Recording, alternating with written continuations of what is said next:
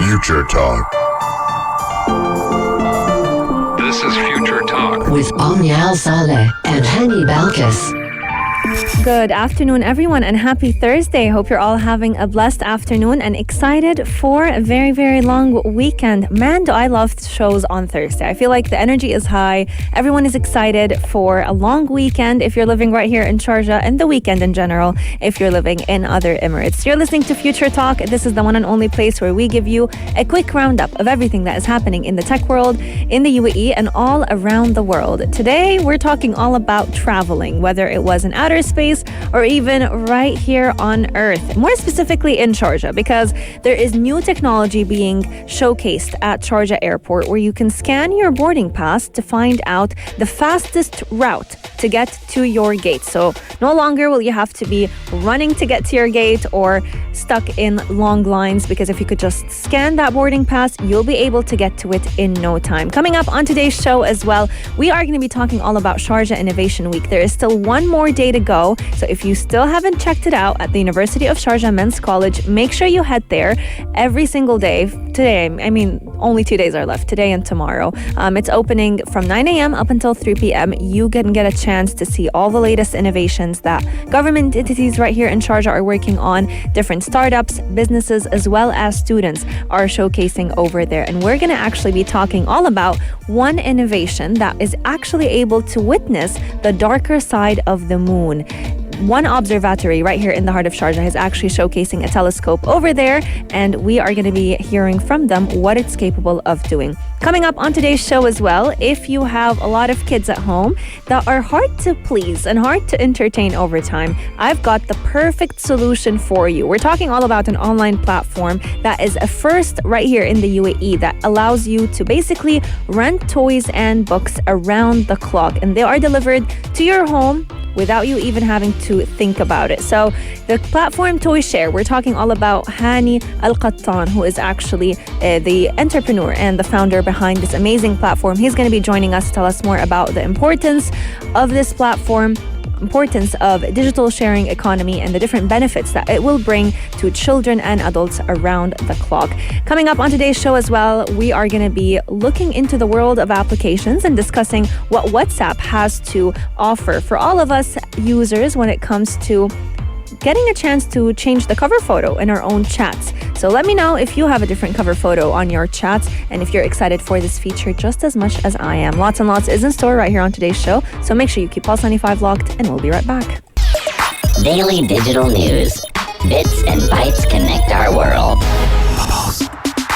The rush at the airport is definitely real, and anyone who has traveled before will definitely vouch and say that it's always stressful, no matter how early you go, to make sure that you finish all the procedures, finish checking in your bags, finish passport control, and make sure that you're headed to your gate on time. However, if you are traveling from Sharjah Airport, that will not be the case, because you're always going to be on time with a brand new technology that has been showcased at Sharjah Airport. Because now, all you have to do is scan your boarding pass so that you can get the fastest route to your gate in no time. There's a brand new smart information desk that will now allow different passengers to go ahead and enjoy greater flexibility when it comes to accessing airport services that they need. So whether it is making sure that you're not walking a lot more to get to your gate, or even being able to send small souvenirs from your trip, you'll be able to do all of that through this smart information desk. And it's actually going to help every traveler communicate with the customer service staff at the airport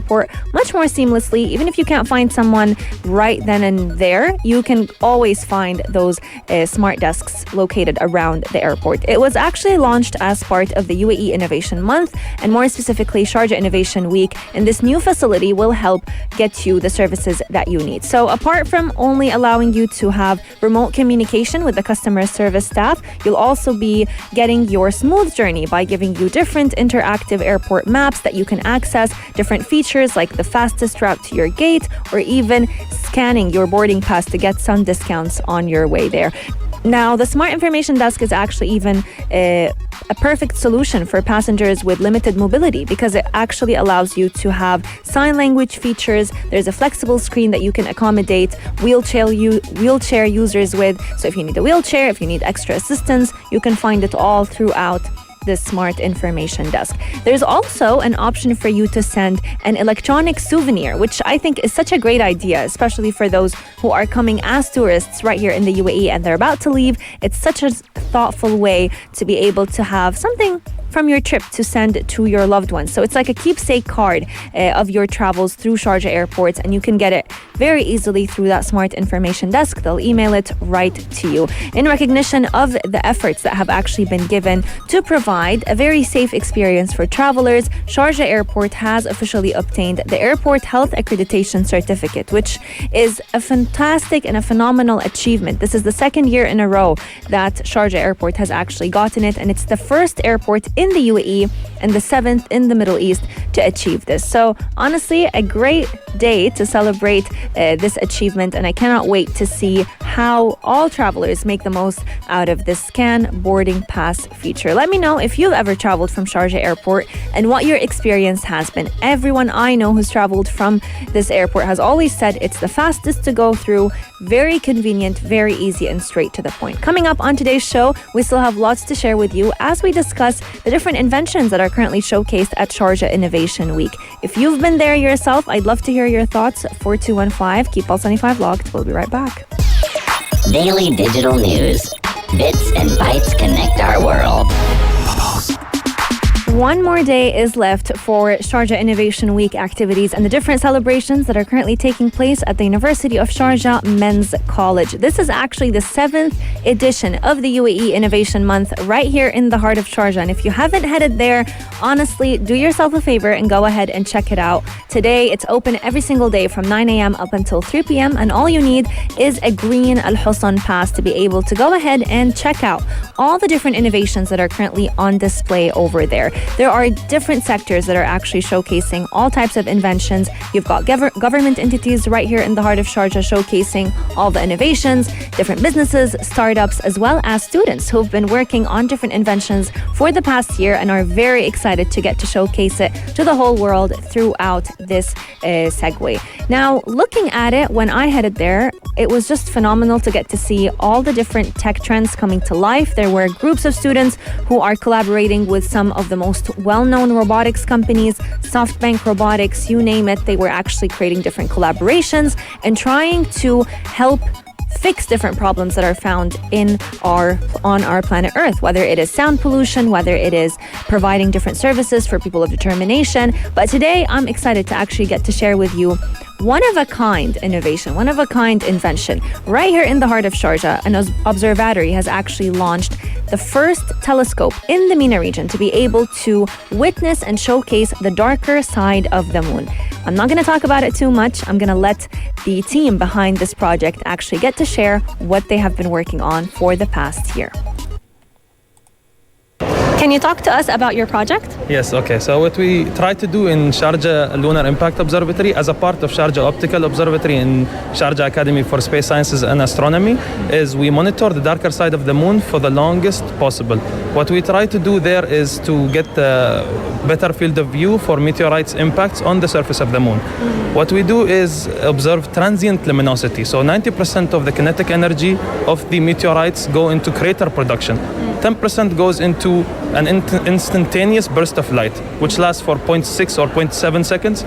So it's impossible to see in using the naked eye, and it's impossible to press the shutter button at the same time. So what we do is have a continuous view using a CCD camera on a 14-inch telescope. This telescope is big, so it will give us a smaller field of view. So what we try to do is use a focal reducer or telecompressor of focal ratio 3.3, which gives us the best field of view of the darker side of the moon. So we can see the flash. And it records on 25 frames per second. So 30-second video is going to be of 1.5 GBs. So we try to analyze as soon as possible for any candidate events. And once we get that, it's probably very rare, we've done that in 2020, and the event was 0.04 seconds. And the apparent magnitude was 7.9. It's not very bright, but it's good enough for our purposes. These kind of events help us predict dangers on the moon and on Earth at the same time, because we're in the neighborhood, basically, in the gravitational neighborhood. I was going to ask you, a lot of people tend to kind of get worried or a little bit afraid whenever we see headlines of, meteoroid nearing planet Earth or coming nearby the moon. How realistic is our fear of any meteoroid actually damaging our planet Earth? Okay, so generally, Jupiter is our savior, us and the moon. It sucks in a lot of the debris and meteorite شظايا بالعربي. But if something passes by Jupiter, which is rare, we'll get a good idea of it by an impact on the moon first. So that will tell us a lot about the meteor shower that it comes from, which gives us an idea of the distribution, the speeds, the sizes of the meteor. So, what are your future plans for this telescope? Future plans? Well, currently we're the only observatory in North Africa and Middle East to have a focus only on lunar impacts. So we plan to obviously detect more events and establish ourselves as we are the first, and we establish ourselves as the only and most efficient observatory. Sharjah has always been a pioneer when it comes to the field of technology as well as exploring outer space. And this is no different from all the different accomplishments that we've seen in the past year. Let me know if you're going to be heading to Sharjah Innovation Week yourself, and what inventions, if you've actually gone, what inventions have caught your eye the most.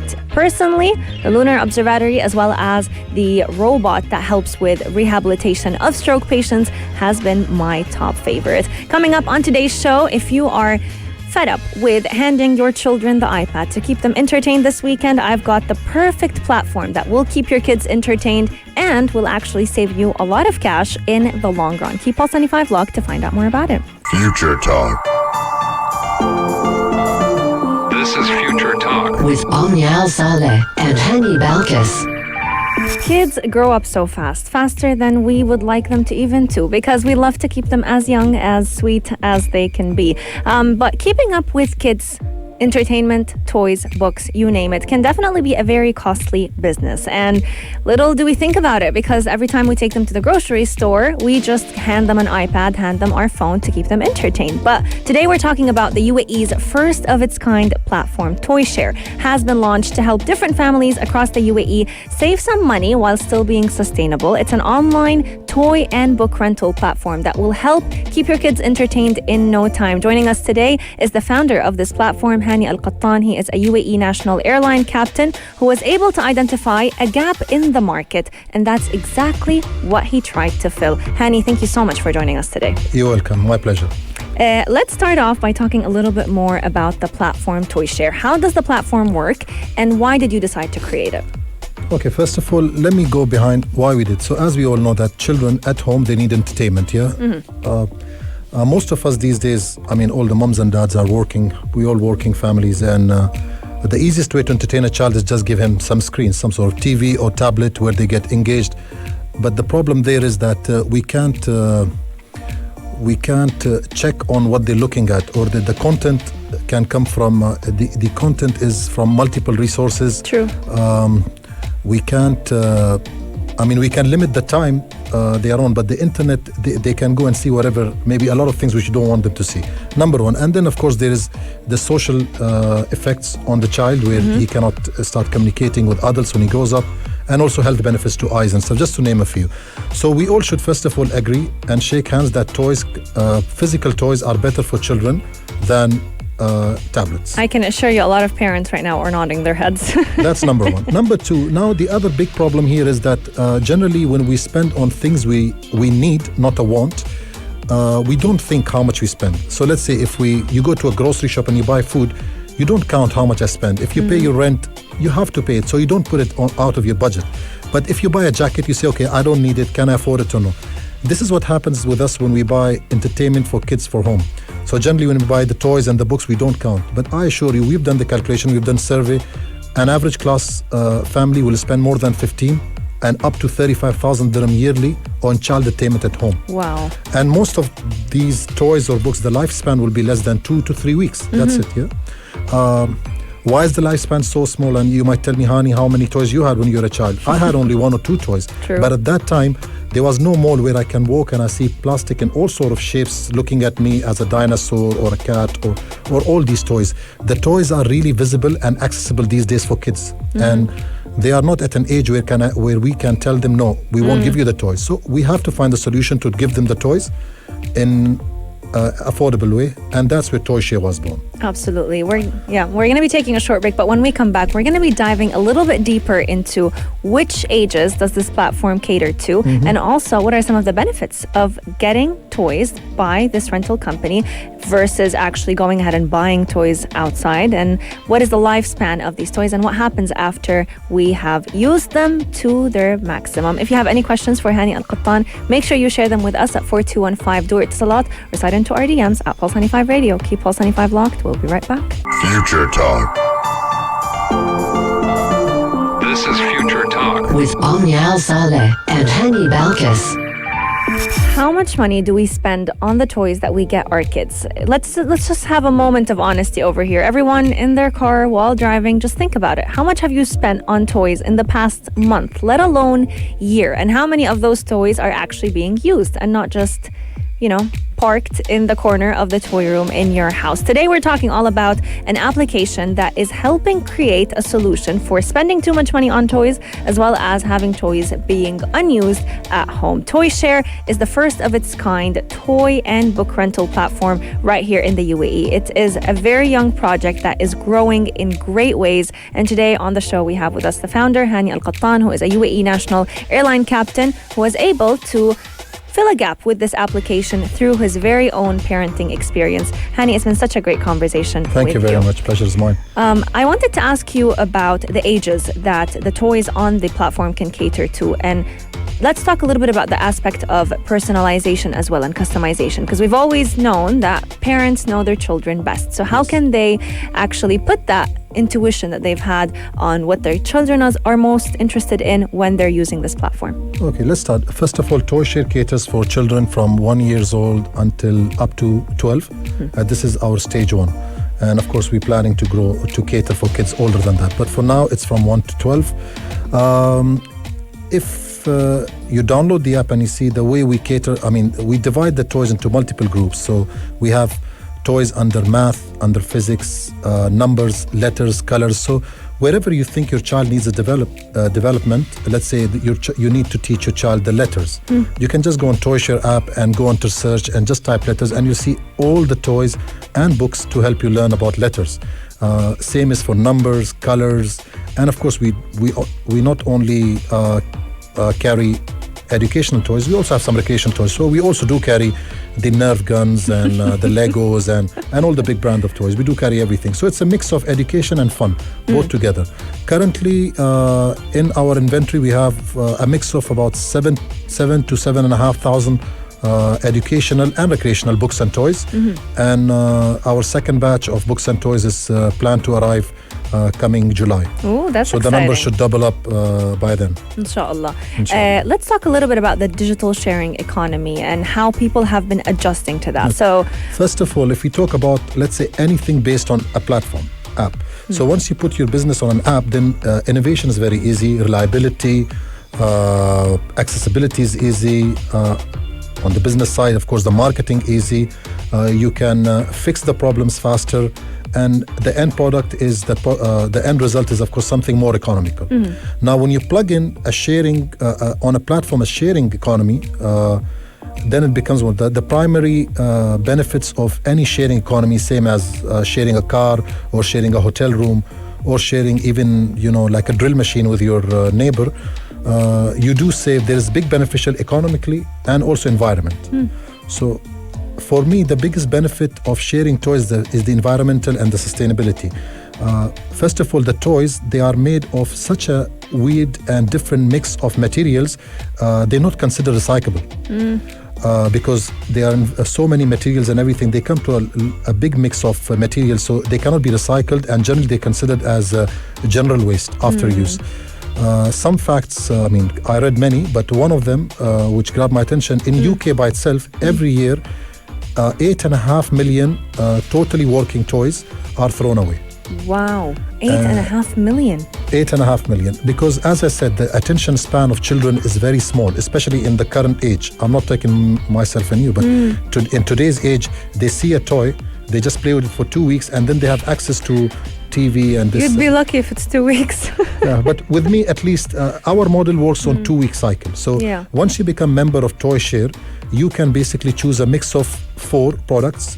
So 3 books and 1 toy, 3 toys and 1 book, 2 books and 2 toys, and we deliver them fully sanitized, sterilized, free of charge at your doorstep every 2 weeks, and so on.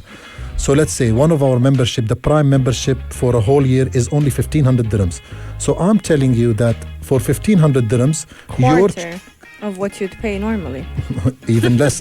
Our calculation shows only 10th of what you'll pay. Wow. So for 1,500 dirhams, your child will get every 2 weeks, every fortnight, 4 mix of books and toys delivered at your doorstep, and not random books and toys. Toys you chose out of our big inventory. So I think it's a very, very good deal for my children and everyone else who is a member of Toyshare. And then at the end of the cycle, we're also helping the environment because, as I said, less toys will be sold. We'll be sharing the toys, and less toys will end up in landfills and in oceans, and thus a greener future for our kids. Absolutely. Yeah. I wanted to get your thoughts on the concept of screen time. So, we may think a lot of the times, to push the guilt of giving our kids or handing them an iPad or a phone, they're playing educational games on it. But it's just not the same, especially when it comes to developing certain motor skills, certain cognitive skills. What are your thoughts on that? I'll let our listeners decide this. First of all, they all know who invented iPad. Oh, yeah. They know his name. We won't mention names. And they all know that he has a child. So let them just Google when Mr. X gave the first iPad to his child. And they'll find the answer. Yep. The guy who made the iPad, his child didn't have access to the iPad until the age of whatever it is. And it's a 2-digit. I think it's 15. Yeah, imagine. 15, 16 years old. So if the genius are doing that, why are we doing something reverse? Why every 4-year-old child you see in a mall? 1-year-old. But still, that's a big problem. It Yeah. has a lot of health issues, social issues. They're not social anymore. I don't think they can become TV presenters ever. Not that. And let's say I'm a pilot, and for my job I need motor skills and hand-to-eye coordination. I don't think they can build all that using a tablet. They need physical toys to build all that. So we might even limit their career path in the future by being, I won't call so lazy, but being,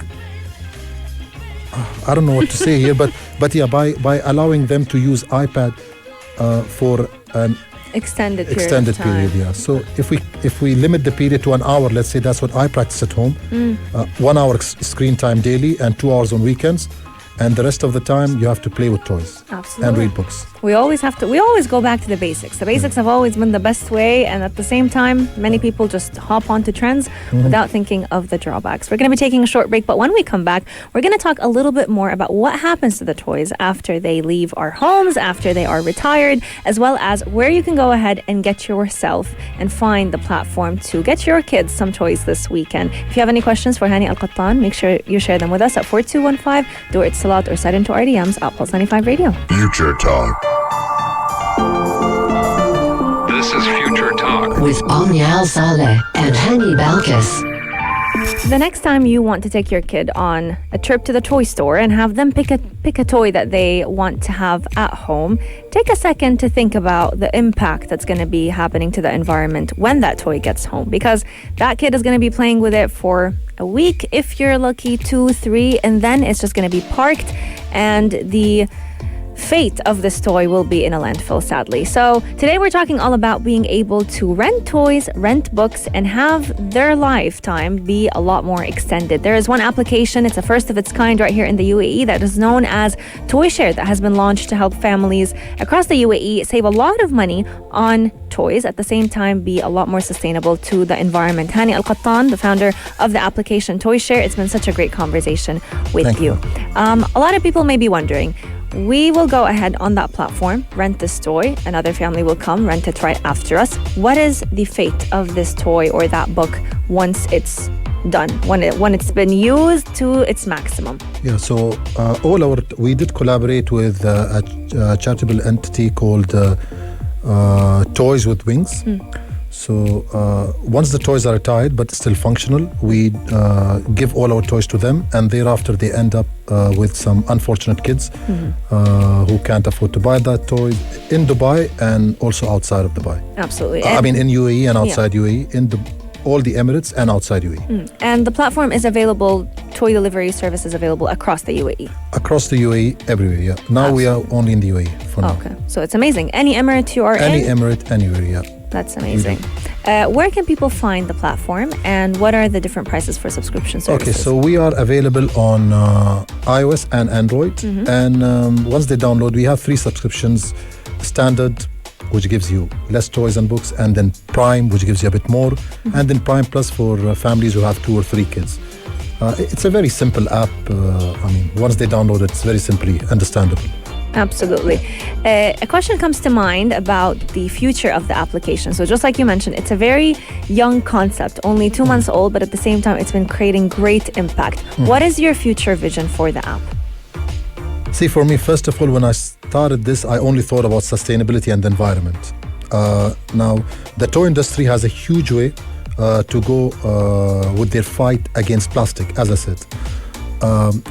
I'm trying to contribute somehow by maybe limiting the sales of toys, and thus doing or Toyshare is trying to do their side of help towards the environment and the future of our kids, and making the future greener by sharing the toys. Absolutely. It is one great application for everyone to go ahead and check it out, especially because we are nearing the weekend and we all love to keep our kids happy. So instead of going to the toy store and buying them a toy or 2, you can go ahead and check that application. You'll get 4 toys delivered to your house every 2 weeks, and these can be rotated. You can cater to your kids' needs. Hani AlQattan, founder of the application Toyshare, thank you so much for joining us Thank today. you very much on my behalf and Toyshare team. Thank you so much. To everyone tuning into us right now, hope you've all enjoyed this hour with me.